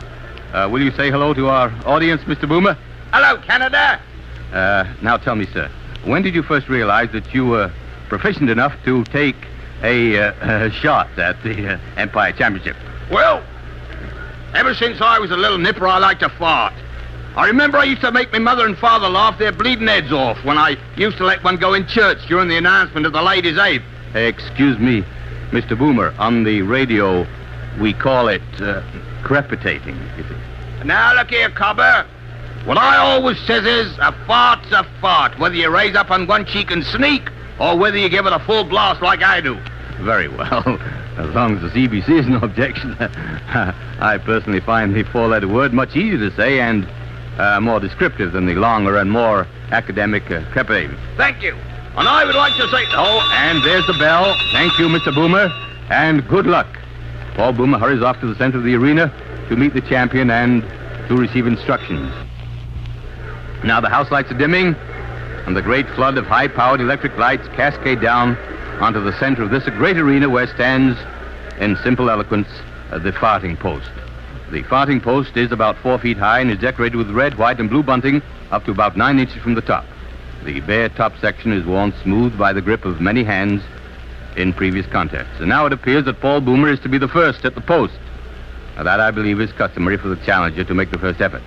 Yes, Paul Boomer takes off his dressing gown and strides to the farting post. He grips it firmly around the top and flexes his knees. The signal to commence has not yet been given, so we may assume that these are just preliminaries. I think I have time to describe Mr. Boomer's outfit. He's stripped from the waist up and wears tight-fitting trunks of powder blue trimmed with scarlet. These trunks are similar to those worn by wrestlers with one important difference. Excuse me. There's a hole about 6 inches in diameter removed from the seat. This, of course, has been done for obvious reasons. This symmetrical aperture is called the fenêtre de brise, literally translated meaning the zephyr window. Mr. Boomer's fenêtre de brise has a scarlet trim around its perimeter, giving a very provocative air to this genial Australian backside. And there goes the signal to commence. You might have heard it over my microphone, a blast on the medieval a Bronx Hussar-Spiegel, the traditional woodwind instrument associated with this sport for centuries. And now a hush falls on the vast throng as Boomer walks slowly, deliberately to the farthing post. He's exuding confidence, and he gives one last all-encompassing grin to the tense audience as he grips the farthing post between a pair of hands that look as though they could splinter the post. Now he flexes his knees, much in the manner of a boxer. He seems to be concentrating on the very top of the farthing post. You can hear a pin drop, and here it comes. Oh, a beauty, a beauty. I think it was a triple flutter blast. Yes, that's what the judge signals. A triple flutter blast. That gives him 25 points right off the bat. And another of the same, and another 25 points. That followed by two. I beg your pardon, 3 fuzzy farts in rapid succession. It's amazing how this man can change pace and style of offering by a slight, simple shifting of his buttock area. He's still gripping the post in complete concentration. Boomer now has a score of 65. Those last 3 fuzzy farts at 5 points apiece, adding 15 to his previous score. And now here's something coming. A flooper, a perfectly executed flooper. What's that? I'm sorry, ladies and gentlemen. That was a follow-up flooper. The second time in the history of this sport that a follow-up flooper has been achieved in open competition. The only other time, I believe, was during the World Series held in Europe in 1783. During the course of this series, Francois Fouf, the famous French farter, after leaving a follow-up flooper, defeated Sandy McWind, his Scottish opponent, by only 1 bloop and then dropped dead. As you know, since then, in honor of Monsieur Fouf, the bloop had been dropped from open competition. And now the score is 105 for Boomer. Flooper, of course, counts 10 points, but a follow-up flooper, a very difficult maneuver, gives 40 points. Well, this certainly has been a whirlwind session. I think that Paul Boomer is about played out, or blown out, as they say. What am I saying? There's a fuzzy fart and another. That gives him 10 more points, and he's not through yet, apparently. Wait a minute, here comes a threep. Oh, a little threep, worth only 2 points and very dangerous. And another threep. Well, not bad. Well, he's certainly putting up a fighting finish. 4 threeps, a very hazardous fart because of the danger of plotching. But giving him 8, a very valuable point. And there he throws up his hands. He throws up his hands as a signal that he's finished. And the crowd gives him a tremendous ovation. He's sitting down, looking a little pale, a little wan perhaps, but smiling happily at the crowd. This man has a definite charm about him that has endeared him to all except the most rabid Windesmere fans. And his result, wait a minute. Oh, Boomer! 123 points! Did you hear that? Paul Boomer, 123 points, a world's record, beating Lord Windesmere's previous world mark of 119 by 4 points. Paul Boomer, this moment, is the world's champion. But for how long, we don't know, because Lord Windesmere might take it right back again. And here's his lordship now walking up to the post, apparently not in the least disconcerted by the brilliant performance of the challenger. He's outfitted a little differently from Paul Boomer. He has purple tights, full-length tights, and around the fenêtre de brise, you remember the hole cut out from the center of his seat, around this there's a fringe of little gold tassels about 4 inches long. This, no doubt, is some decoration affected by... just a moment. There seems to be some sort of a dispute here. Paul Boomer and his seconds are on their feet and seem to be arguing with the judges and pointing to the fringe on their champion's posterior. Oh, I see. Paul Boomer is claiming that the fringe might add a whistle or some other sound to Lord Windesmere's efforts and so increase their value. And after all, in a closely fought contest like this, every little advantage must be jealously watched. The judges appear to be agreeing with Paul Boomer, and they direct the champion to remove the fringe. He doesn't like the decision very much, and the crowd's getting resentful. They think he should be a better sport about it. And I agree with him. Oh, he seems to have decided that he's got to give in, and he rips off the fringe and flings it to the ground. Then he walks over to where Boomer is sitting. He turns his back, puts his hands on his hips, and he leaves a threep right in Paul Boomer's face. The crowd get a kick out of this. As you know, a threep is a very low scorer, only 2 points, but to throw one away just in a gesture of defiance demonstrates the spirit of dash and recklessness which has made the Englishman the champion that he is. He's smiling disdainfully now as he returns to the center of the arena. He nods to the judge to show he's ready. And hello, what's this? He's not going to use a farting post. Lord Windesmere, the champion, in a final gesture of contempt, scorns the use of the farting post. Well, this is developing into a bit of a grudge contest. He has his hands on his hips, feet apart, knees slightly bent, and a Sisler. His first attempt and another one. 2 in a row, and another one, a third. 3 Sislers in a row, a tremendous effort. 60 points in his first 30 seconds. This and 1, 2, 3, 4. 4 fuzzes, 4 fragrant fuzzes in rapid succession. It's a pleasure to see the ease and comfort with which his lordship leaves his fart. Perfect technique. And now his score is 80 points. 80 points in the first 30 seconds of the post. Now he's getting ready again. Hands on hips. A little bit red in the face as he strains to... Oh, something there. Wait a minute. Something's wrong. His attendants run into him. He's in some kind of distress. I see. Yes, the judge's signal. It was a plotcher. Oh, hard luck, your lordship, sir. Hard luck. The champion left a very bad plotcher and will be penalized 15 points. That puts him back to 65 points, 59 short of the 124 he needs to retain his championship. He's all set again and seems to be straining a little more cautiously. And here is...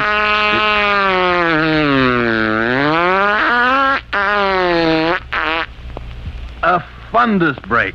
Oh, a beautiful bit of wind-breaking virtuosity. A most difficult fart to perform without plotting. This man has wonderful control, and the crowd are really warming up to him. That fundus break counts 30 points, and it takes Lord Windesmere up to 95 points.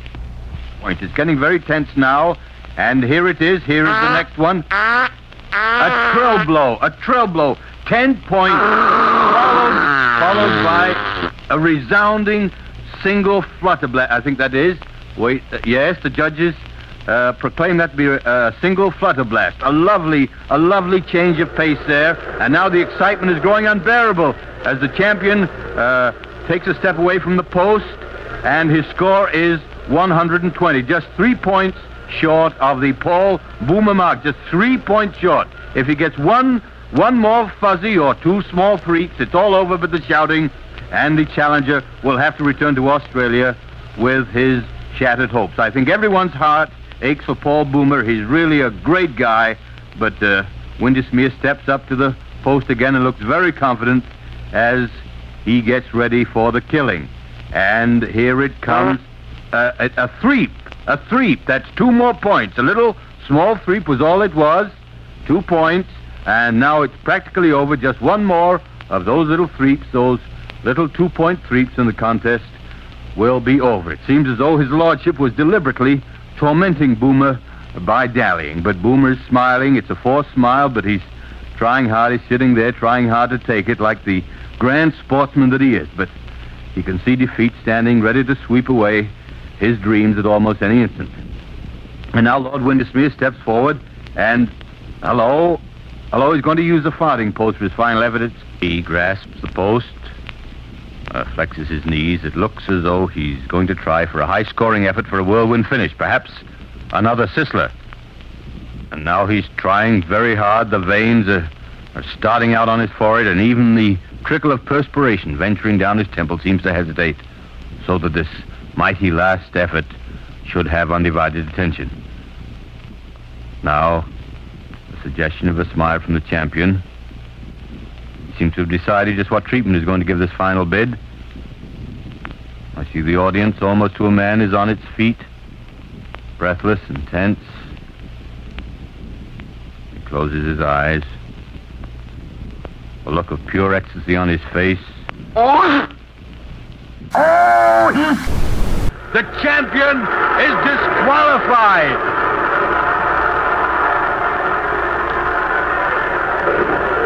Ladies and gentlemen, as a special service feature, we have brought you direct from the ringside of the Maple Leaf Auditorium a blow-by-blow description of the first crepitation contest held under international auspices. This broadcast replaced midweek meditations usually heard at this time. Well, that there was a true piece of art. Well, what more can be said on it? We'll be cutting the commercial and we'll return. We're that much closer to the witching hour. So be prepared, for she has been making pie, and she is in high spirits. That's all that can be said. Prepare! Prepare! Prepare! Look, here is the new Band-Aid plastic strip with new Super Stick.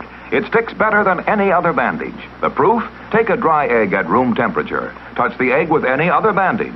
Brand X, brand Y, brand Z. Not one sticks. But a Band-Aid plastic strip with new Super Stick sticks tight instantly. Watch it again in slow motion. No pressure, yet we can lift the egg, even boil it. And the Band-Aid plastic strip never comes loose. Maybe you don't want to broil eggs this way, but you do want the extra protection of Band-Aid plastic strips. They take better care of little cuts and scratches. They stay put. Yes, even in hot, soapy dishwater. Neat, fresh-colored, almost invisible. Band-Aid plastic strips with new Super Stick stick better than any other bandage. Made only by Johnson & Johnson, the most trusted name in surgical dressings. Be sure you get Band-Aid plastic strips. Look, Sidekick! A shop! Just for heroes! No, it's a comic book shop and it's for everyone.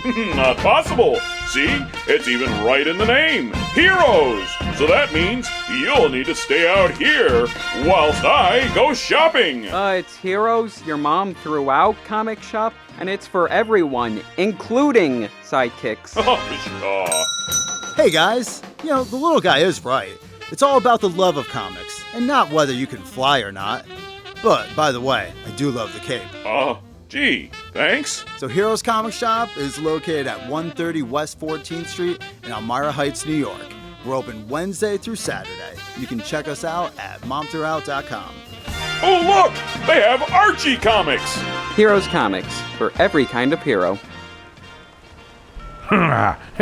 Step not lightly, but move quickly and surely, and jump right to the phone lines. Hello, Captain. I feel we're truly in the dead of winter. So to celebrate such an occasion, I wish to hear a true song about death. May you please play Memento Mori, the most important thing in the world, by Will Wood in the tape room. Thank you so much, my dearest Captain.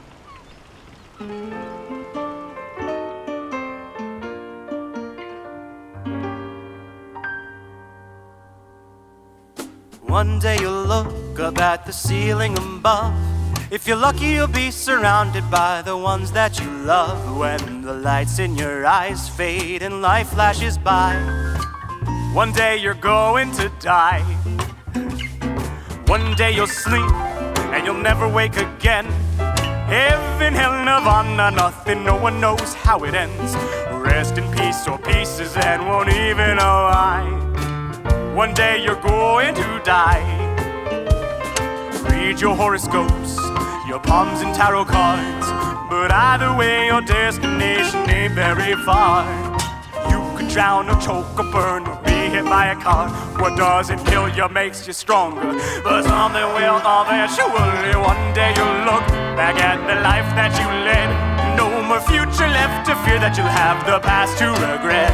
But your worries will be over if you truly realize one day you're going to die. Take it away, Hank.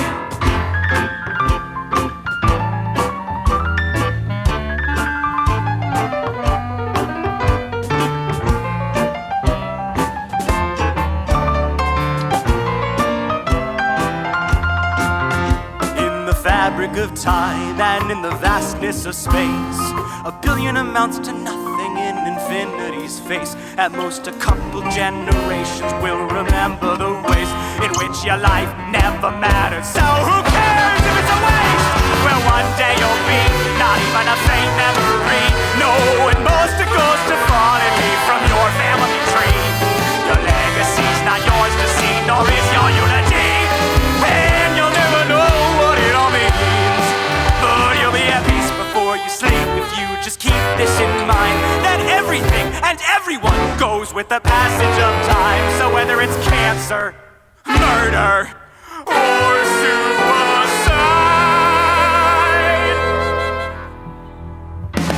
one day you're going to die. No need to fear those planets. Here you won't be alive. Try not to think about it. One day you're going to die, and there's probably nothing after. One day you're going to die. So if you only have one chance, you ought to try your best to live as you like. One day you're going to die.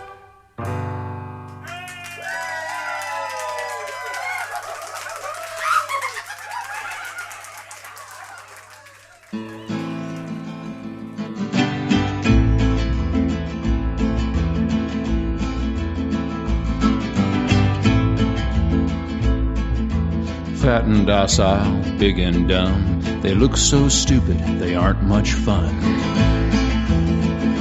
Cows aren't fun. They eat to grow, grow to die, die to be et at the hamburger fry. Cows well done. Nobody thunk it, nobody knew, no one imagined the great cow guru. Cows are one. He hid in the forest, read books with great zeal. He loved Che Guevara, a revolutionary veal. Cow say tongue. He spoke about justice, but nobody stirred. He felt like an outcast, alone in the herd. Cow doll drums. He moved, we must fight, escape or we'll die. Cows gathered around, 'cause the stakes were so high. Bad cow pun. But then he was captured, stuffed into a crate, loaded onto a truck where he rode to his fate. Cows are bummed. He was a scrawny calf who looked rather woozy. No one suspected he was packing an Uzi. Cows with guns. They came with a needle to stick in his thigh. He kicked for the groin. He pissed in their eye. Cow well hung. Knocked over a tractor and ran for the door. 6 gallons of gas flowed out on the floor. Run, cows, run. He picked up a bullhorn and jumped up on the hay. We are free-roving bovines. We run free today. We will fight for bovine freedom and hold our large heads high. We will run free with the buffalo or die. Cows with guns. Crashed the gate in a great stampede, tipped over milk truck, torched all the feed. Cows have fun. 60 police cars were piled in a heap, covered in cow pies, covered up deep. Much cow dung. Black smoke rising, darkening the day. 12 burning McDonald's. Have it your way.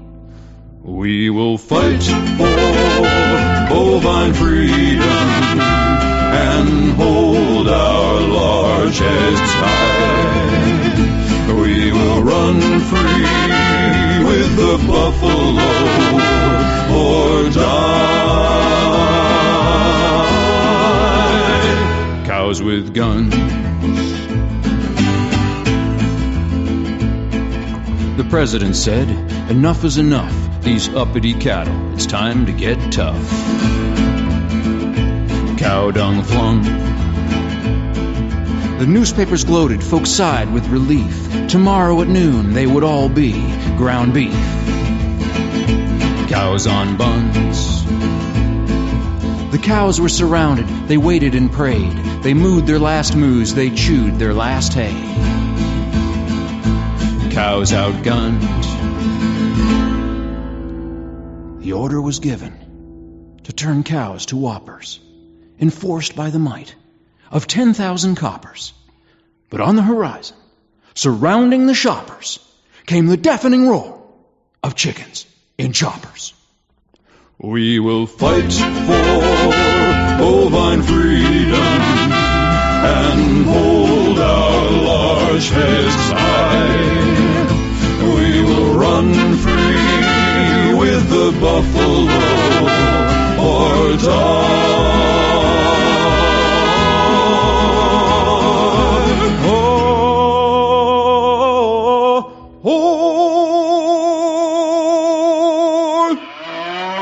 Cows with guns.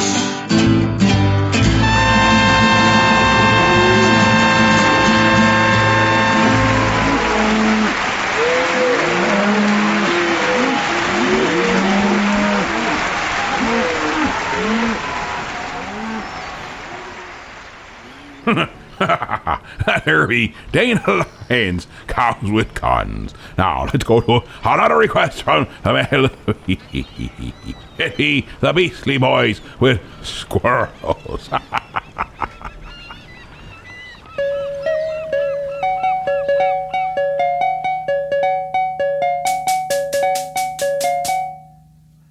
Squirrels.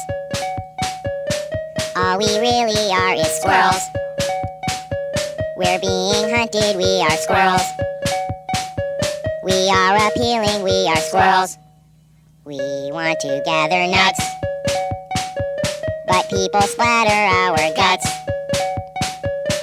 when they're on a country drive. It isn't easy to survive.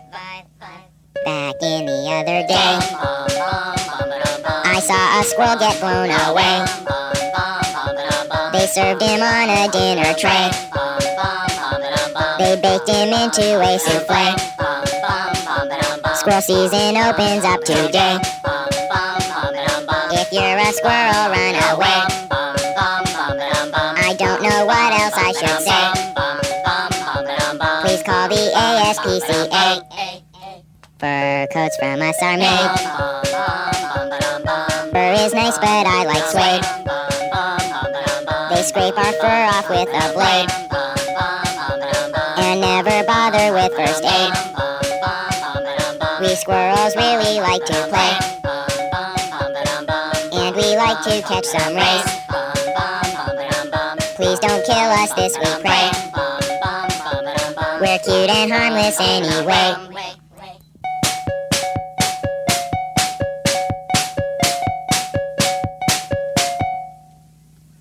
Squirrels, we're not delicious. Squirrels, we are not raccoons. Squirrels don't live in palm trees. Squirrels, or in your bathroom. Squirrels.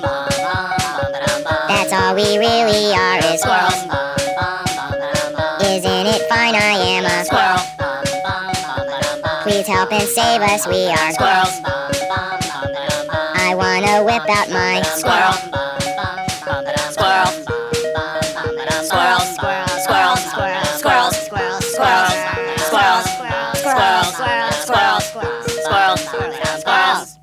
Well, I object to all this sex on the television. I mean, I keep falling off. That there be a quickie one. Hi, Monty Python. Well, let's see. Oh, springtime. Springtime be just around the corner. And when it happens, everything will cut loose. There'll be love, there'll be birds, there'll be all kinds of craziness. So be prepared. It's gonna get ugly out there. And with that, I be warning ye that spring is what I think we shall be celebrating next week. Here it be, the witching hour. You know, Bobby, I've been thinking. Oh boy, oh dear. This National Pie Day, I mean, it's fruit pies is good, but there's a lot more in this world than just the fruit pies. There's the pizza pies. I think Pie Day should be about anything round that flies. To the number 3.147 be a meaning anything to ye? Pancakes! Pancakes is round and pancakes flies. Pie Day! Perfect. Anyway, I sings now. If I get to know your name, well, if I could trace you's private number, baby, All I know is that to me, you looks like you's lots of fun. Open up your loving arms. I want some. I set mine eyes on you, and no one else will do. And I's got to his mine way now, baby. All I know is that to me, you look like you's having fun. Open up your loving arm. Watch out, here I come. You spins me right round, baby, right round. Like a record, baby, right round, round, round. You spins me right round, baby, right round. Like a record, baby, right round, round, round. I got to be your friend now, baby. And I would like to move in just a little bit closer. All I know is that to me, you looks like you's lots of fun. Open up your loving arms. Watch out, here's I come. You spins me right round, baby, right round. Like a record, baby, right round, round, round. You spins me right round, baby, right round. Like a record, baby, right round, round, Presumably, we've been tortured well enough. Good night. So just chill till the next episode.